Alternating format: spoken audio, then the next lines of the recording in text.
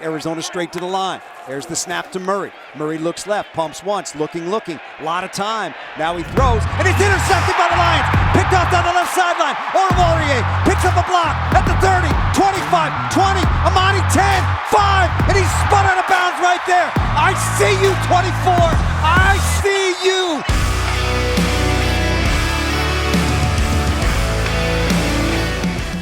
Welcome to another episode of the Twentyman in the Huddle podcast, and I am joined this week by Jett Modkins. Yes, and sir. Jett, welcome to the pod. Appreciate you so taking the much. time. I know you're fitting me between some meetings and practice here, so we always appreciate you. Always got time for you guys. Jett is the assistant special teams coach, and you began your coaching career as an intern and an assistant with the offense and with the Broncos, and then obviously you don't come here. You're working with special teams, but you are the son of former Lions running back coach and Buffalo offensive coordinator Curtis Modkins. Yes, I was just curious, what was it like growing up in kind of that football family, that football atmosphere? Growing up, man, my earliest memories, they all come from being at practice, being in the office. I mean, I remember, waking up 5 o'clock in the morning, grab my sleeping bag, and we go to work with Dad. And I fall asleep on the floor, and then he writes the whole schedule up on the board. And then I just, look at the clock, figure out what time it is, and then I know exactly where to go. And I'm, maneuvering the Georgia Tech campus downtown. And then eventually that just turned into me going to training camps once he got into the NFL. And then, just not missing a day, really. I mean, I was in the building every single day growing up. That had to have been such a fun childhood. Absolutely. I mean, growing around the guys and football and practice and just that atmosphere. Oh, absolutely. I was always surrounded by great football players, a lot of great men. So that was some of my favorite stuff growing up. Now, your dad coached here in Detroit from 2013 to 2015, I believe. Yes, sir. And so I'm just curious, when you were around, how much were you familiar with Detroit? What were your impressions of Detroit at a young age there when your dad was here? Yeah, so that's actually right when I went to college. So the only time I was really coming back to Detroit was for Christmas break. A short little. I was playing football at the time, so I didn't have a summer break. So I was really only in here at short periods. The winters were long, and the days there wasn't a lot of sun. So I mean, I was coming from Buffalo though, so it was really not much of a difference in terms of the weather. The city was being built up still, but I really liked it. Now, you were in Buffalo though when you were in high school, correct? Yes, sir. Yep. And so what was that like with your dad, coaching obviously in the city, and then you obviously being in high school? I mean, did dad make it to Friday Night Lights? I mean, what was that like when he was there? And just having your dad there and you there and that time, was that a special time for you? Yeah, that was a really special time for me. My dad got to go to a lot of my games during that time because we lived in Orchard Park. The Bills facility is in Orchard Park, so I mean, we were one exit away. I mean, it took him 3 minutes to get home, 5 minutes to get to the school. I mean, I would leave school every day and I'd go straight to the facility. So we had a lot of time together in the weight room, on the field, and then just up in the office, hanging out. What an advantage there, right? Having a dad who, obviously a great offensive mind, right? Can teach you the little things here and there. Mm-hmm. And how much was that an advantage for you growing up? Just some of those little hints that, look, my son plays football. I can't give him the things that your dad can give him. And just how fun was that give and take between you and your dad as well? It was fun. At times it was a little hard because he had a high standard. I can imagine. And at times I probably just didn't play up to the standard I could have played to. And so he was really good at putting his thumb on me when he had to, but also just being a dad. He wasn't super pushy, making me do certain things, but he just let me do what I wanted, and he encouraged me whenever I needed it, and I love him for it. It was great. So when did you decide to get into coaching? When was kind of that bug, and what were you doing leading up to that time after you finished with school? Yeah, so when I knew I was going to coach was right when I stopped playing football. I was a JUCO player. I got hurt. I couldn't stay healthy. And then when I decided to put the cleats up, it was man, I don't know what else I'm going to do. I never really thought about anything else other than football. Still so had the itch, right? It was just natural for me to step into this role, especially seeing it done my whole life by all the coaches that I've been around. And I'm speaking with Jett Modkins, the official special teams coach here for the Detroit Lions. And so you get into coaching, right? You do the assistant coaching with the offense, but then last year you get an opportunity to be kind of you get an opportunity to be a full-time kind of assistant coach guy. Just what was that like working with a specific group and kind of being attached to a unit? I loved it, especially being like in the special teams role. It's so much bigger than just one unit. You work with the whole team, The whole roster.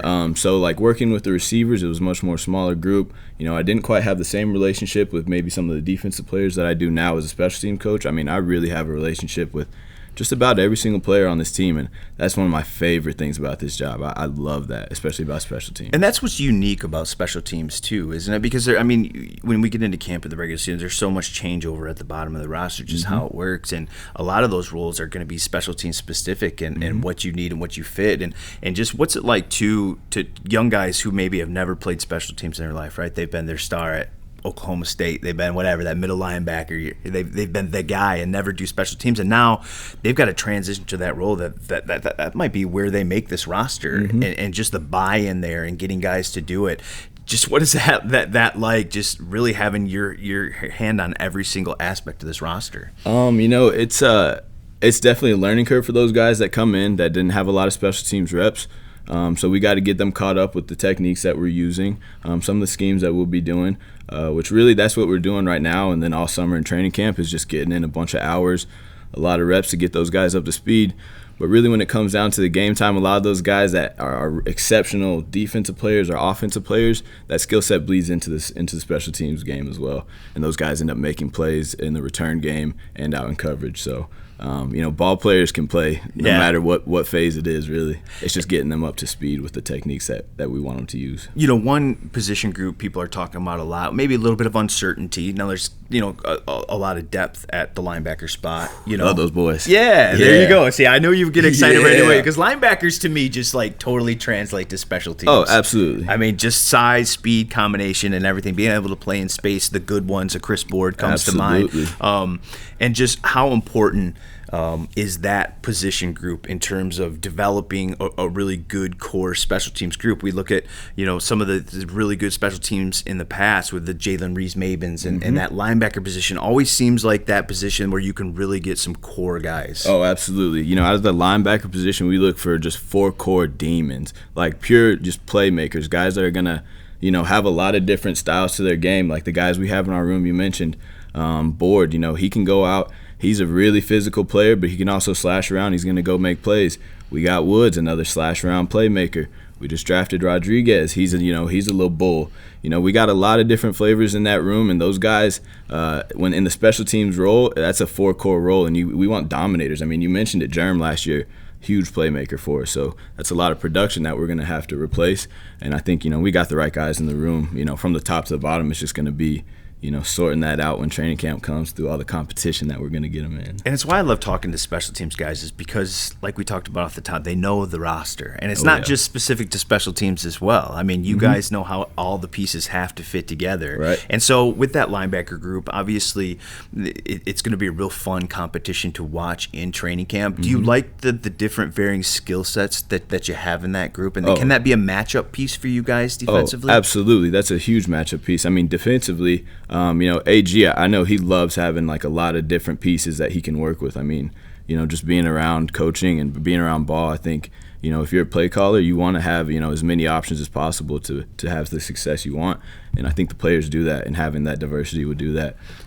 How important is it to have a head coach in Dan Campbell who really appreciates special teams? We talk about John Harbaugh a lot in Baltimore and how that's become, something he really focuses on. And year after year after year, they're a really good special teams unit. But to me, from the outside looking in, it seems Dan might be one of those guys too. He always talks about special teams, the importance of it, putting assets toward it, and how nice is it to work for a head coach that really values that aspect of the game. Oh, it's incredible. I mean, Coach Campbell, he doesn't miss a rep of special teams. I mean, he comes into Coach Fipp's office every night, and we watch every single clip, from Indy, whatever different drill it was, the competitive drills, and then the team situation. I mean, we watch it all. And Coach Campbell, even yesterday, he made a massive emphasis to let these young guys know how important special teams is going to be moving forward for them, making this roster, and also, I mean, making just the NFL in general, right? I mean, some guys are going to get cut from us, and another team is going to pick them up. So, you really got to put good stuff on film, no matter what the situation is.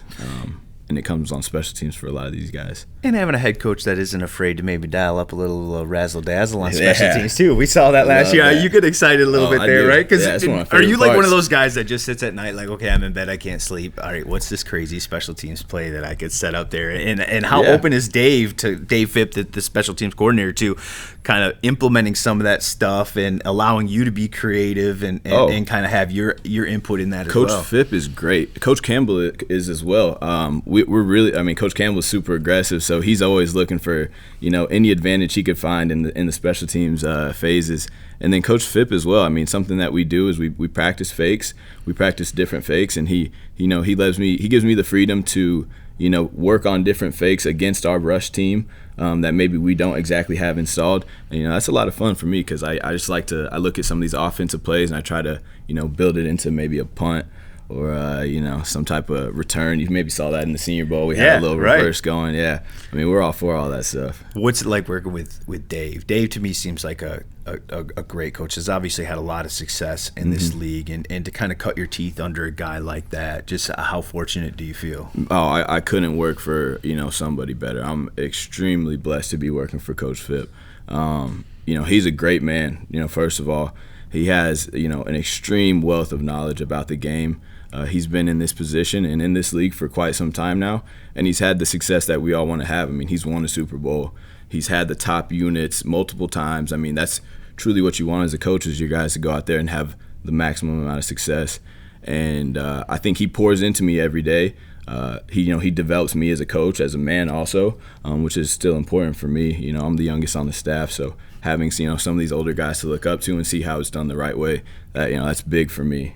I take it as something important. When I look at some special teams guys, and we talked about Jalen Reese-Maben last year, to me, like, that's kind of like a glue guy to a roster, right? A guy that can do multiple things, but a really core special teams guy as well. Is that how you view sometimes those guys, that those guys at that bottom of the roster and important core special teams guys, that they can really be glue pieces to you? Because, as you know, they're also going to have to step in when an injury happens too, and now they've got all this on their plate, but special teams never wavers. To me, those are kind of glue guys to a roster. Absolutely. Would you agree? Yeah, Jerry Jacobs, first person that comes to mind. Yeah, there you go. One of the biggest glue guys, at least for me. I work a lot on the perimeter for all of our special teams units. So, those gunners, the corners, and that's Jerry.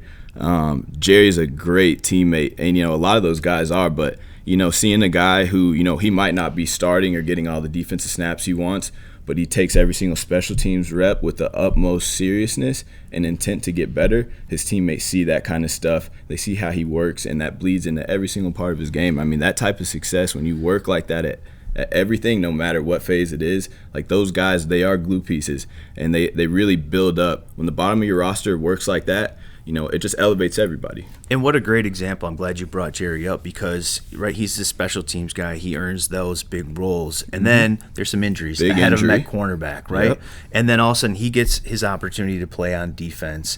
And all of a sudden we hear words like bulldog and stuff like that. We knew that since day one. A guy who just steps in and isn't afraid to be physical with wide receivers. Absolutely. Gets better as he goes. And now we're talking about him as kind of one of those pieces at cornerback too. And so what a great example, right, of a young guy. Find your niche, get in, right? Be a core special teams guy, and who knows what happens. Right. And is he almost a lesson you can use to young guys? The example. Absolutely. Coach Fipp uses Jerry as a lesson, weekly almost.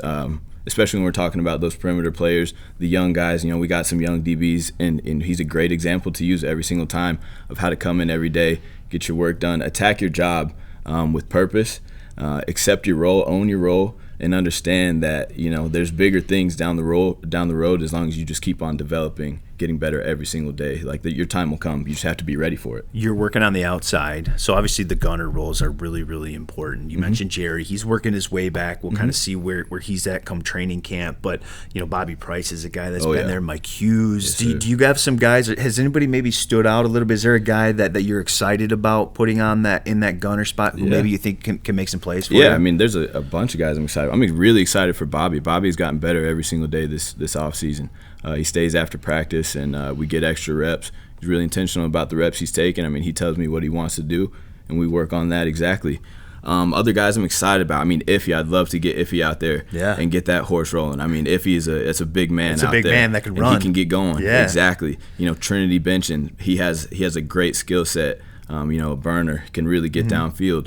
CJ Moore, we're experimenting with him a little bit out there. There's we have a lot of guys. AJ Parker, he opened up that acceleration the other day. Let us see what he got. I want to see what I'd love to see him cover a punt. Really, it's we got about 5-6 guys down in there. That really get me excited. I'm standing in front of them at practice, and I feel their speed off the line of scrimmage. I feel their explosiveness, and that's something I look for. I love that about those. It's gonna be fun for you come training camp. Oh man, I cannot wait to training camp. We get those pads on, we get our competitive drills going. That gets me going. I'm ready. Because that's now Dan likes to do competitive periods in practice, but a lot of them are centered around special teams kind of concepts. Yeah. Too the open field tackling type stuff and agility and getting away from guys, being able to break tackles. That's got to be a fun aspect of practice because I know it's fun watching. Oh, I love it. I get to make Fipp and I make the matchups, and I just sit there and I scheme like a little mad scientist, Dr. Evil over here. I love it. And then to support on the outside, the gunners and stuff, you've got to have obviously a terrific punter, and you guys have that in Jack Fox. What a weapon! A guy like that is. I don't think fans maybe realize, and the diehards probably do. I know a lot of you football fans out there do, but when you have a guy with that amount of hang time, who can just do a lot of different things with the ball and is annually at the top in both gross and net. And I know net is more of a team than it is Jack, but to have a weapon like that, just how beneficial is it on special teams? Oh, it's huge. The play starts with the snapper, but really the punter gets it going. So having a punter that can flip the field, punt directionally, that's the biggest thing. He makes the coverage so much easier, when he's punting and when he's on his game. He's one of the best in the league that does it. And, no matter where he's at in the field, whether it's a big field punt or either he's got to, dial it back in the +50, he's got every ball to be able to do it. And really, to answer your question, all it does is just make that coverage better. It makes your Jerry Jacobs, it makes your Germ, your Bobby Price, your CJ Moores, all those guys get to go and play free, play fast. Their job is so much more easier because Jack just makes it easier for him. He'll punt the ball over on the sideline right over the top of a gunner. Gunner doesn't have to run anywhere but straight downfield and make a play. There it is. Right, it's right there, or either force a fair catch just off of Jack's leg alone. So you guys were in a pretty good situation last year just in terms of kicking. Obviously, Siebert comes in and does really well, but then suffers the hip injury. So you guys go get Riley Patterson off the New England practice squad, and he comes in and is terrific. Seems like it's going to be a pretty good battle between those guys in camp. And does anybody have the edge right now, or is it really just you guys are viewing this as it's 50-50 going in and best man takes things? Yeah, it's dead even right now. We're going to go into camp, and those guys are going to compete just like the rest of the team is. It might not get a little physical, the tackle drills, but as far as kicking goes, everything is going to be measured once training camp gets here. How they warm up, how they are in our team periods. And everything in between, the preseason games. So right now it's dead even, and I'd say we still have a great kicking situation because I think whichever player we do end up with, we're going to be happy with. Both players have done a really good job of improving on the things we asked them to improve on. And then Austin, just getting healthy as well. He's starting to look really good. He's coming back to where he was last year, and Riley is doing the same as well.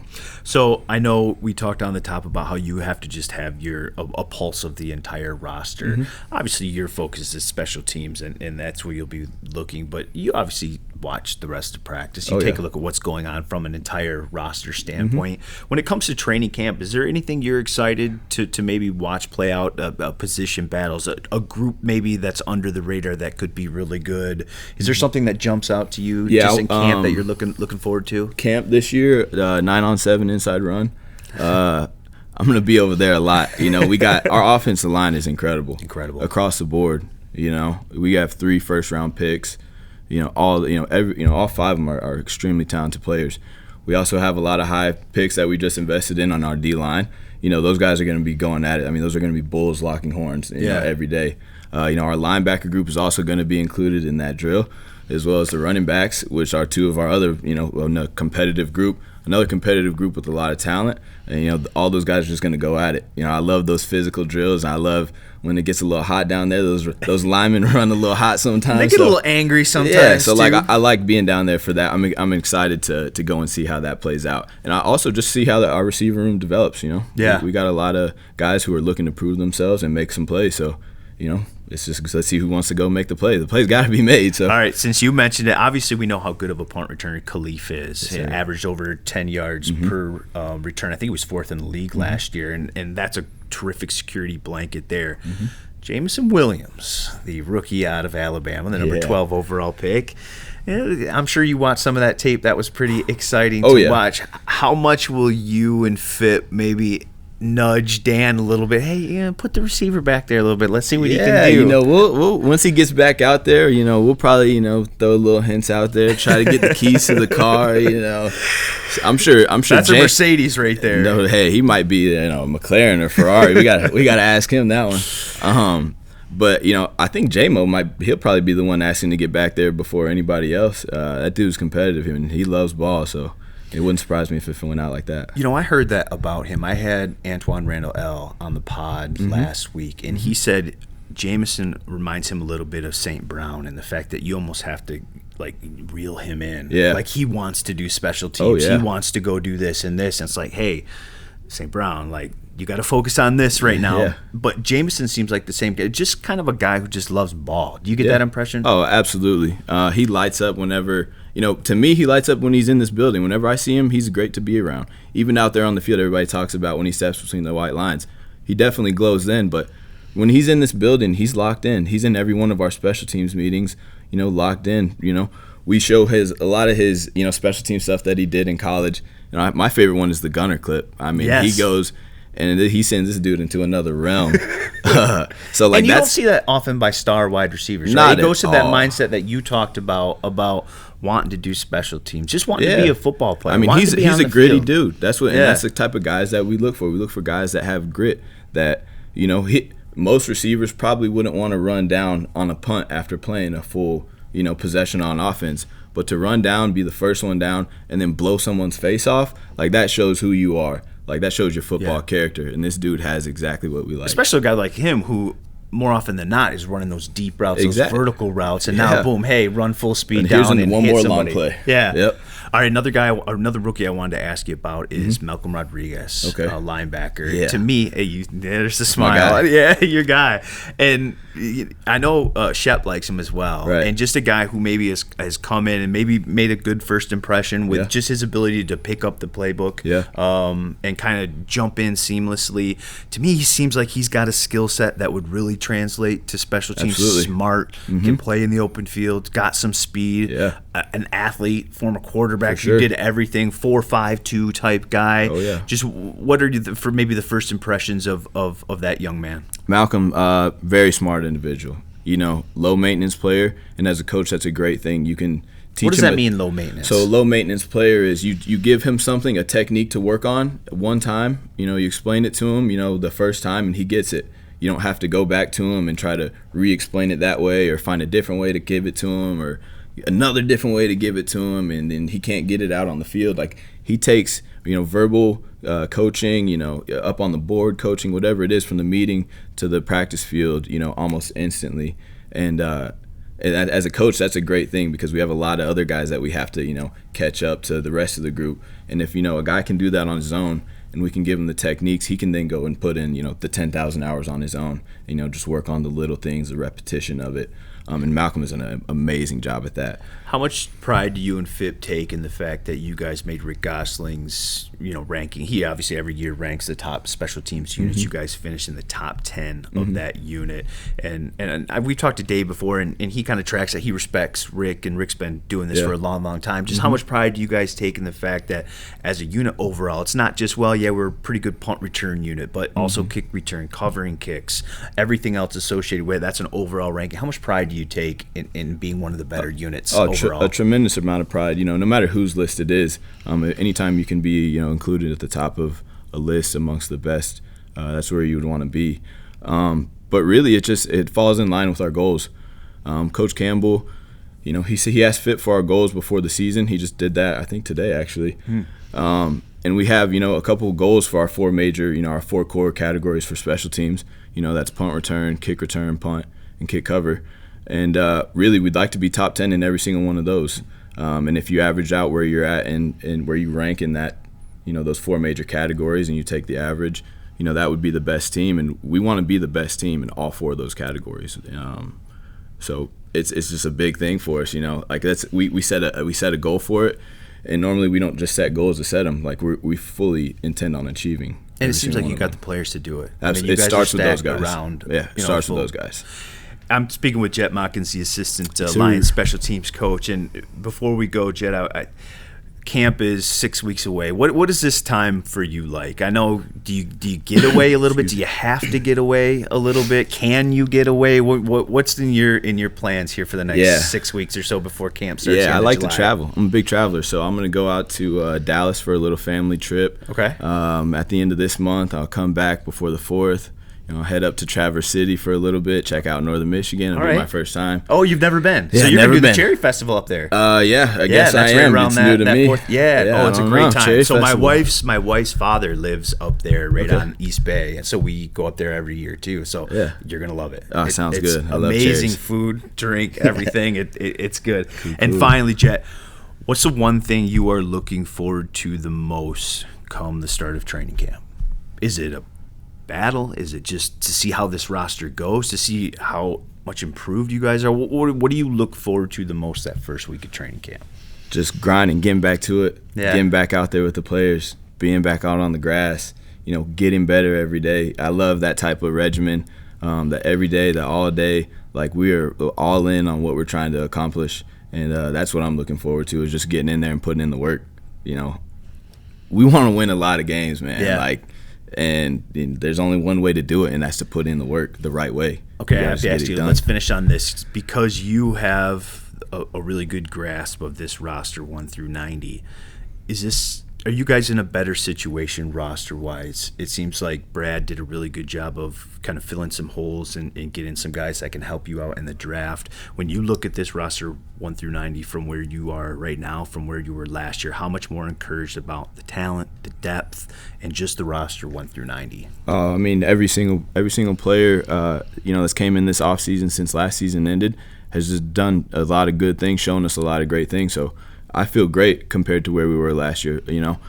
Last year it was a lot of learning the guys we're working with, our first time working with these players. So we had to just figure out, what guys do good, what guys do, not so good, and putting them in positions to, be successful. Now we're coming into this year having already worked with a lot of these guys. So we've seen them in game situations, play out, and, quite a few snaps for a lot of these guys. So it gives us a really good idea of the guys that we already have that we worked with last year, how to improve those guys on what they did good, also how to improve on what they didn't do good.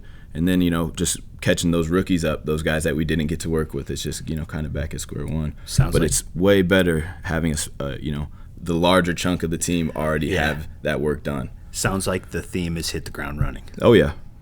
Hit the ground running. Absolutely. Well, he is Jett Modkins. Yes, that was a great little half hour there. I love talking special teams because you guys, like I said, the roster up and down. You know everything. I love getting you guys' viewpoints. Thanks for joining me for another episode of 20 Men in the Huddle. We'll be back next week. Yes, sir.